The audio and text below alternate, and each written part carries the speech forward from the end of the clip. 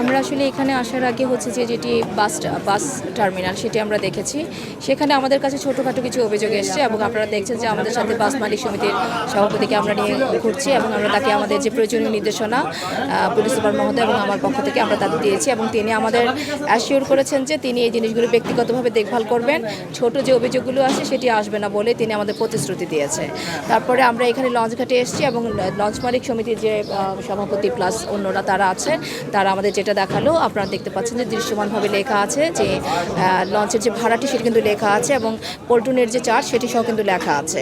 এবং আমাদেরকে তারা দেখালেন যে তাদের সার্বিক প্রস্তুতি, সেটা নিরাপত্তার কথা যদি আমরা বলি, বাতিগুলো ঠিক থাকা, বয়া থাকা পর্যাপ্ত পরিমাণে, তারপর হচ্ছে যে তাদের লাইফ জ্যাকেট থাকা এবং এইখানে কিন্তু একটু ব্রেস্ট ফিডিং কর্নার আছে এবং 3টি টয়লেট আছে। আমরা তাদের নির্দেশনা দিয়েছি যে এই 3টি টয়লেটের মধ্যে একটি হচ্ছে মহিলাদের জন্য আলাদা করে ডেজিগনেটেড করে দেবে, তারা আমাদের সেটা অ্যাসুরেন্স দিয়েছে। আমরা এটা দেখব যেটা প্রতিপালিত হচ্ছে কিনা।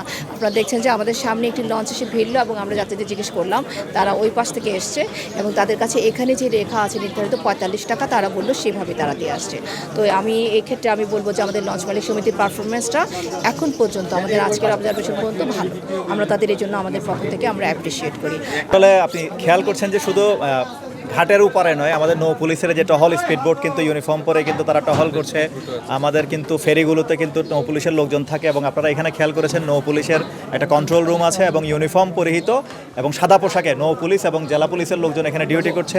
আপনি উপরে যখন যাবেন ওখানে আপনি ফিক্সড পেট্রোল পাবেন, আবার হুন্ডা মোবাইল পাবেন, যারা প্রত্যেকটা ঘাট, স্টিমার ঘাট থেকে শুরু করে প্রত্যেকটা ফেরিঘাট টাইম টু টাইম তারা মোবাইল হুন্ডার মাধ্যমে ঘুরছে এবং মোবাইল পেট্রোল কারও আছে আমাদের জিপ, যেটা আর কি আমরা ডাবল কেবিন পিক আপ, ওইটা তো ডিউটি হচ্ছে একেবারে ওসি থেকে শুরু করে এডিশনাল এসপি পর্যন্ত সার্বক্ষণিকভাবে আমাদের কন্ট্রোল রুমের মাধ্যমে এখানে ডিউটি পরিচালনা করছে।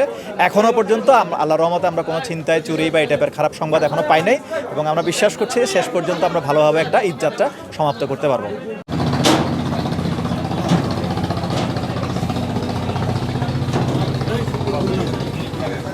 পরিবেশ ভালো।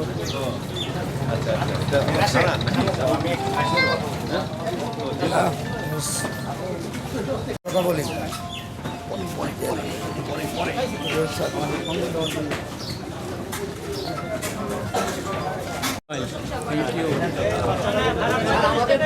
ব্যবসার ক্ষেত্রে আমরা কখনোই কথা বলেন,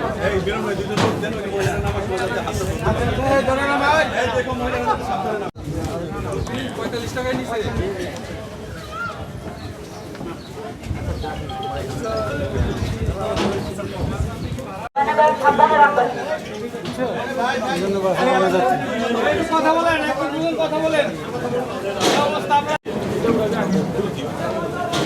তারা কেউ তাড়াহুড়া করবেন না, নিজ নিজ মালামাল নিজ দায়িত্বে রাখুন। এটা আগে গাইনি, বন্ধ না করিনি।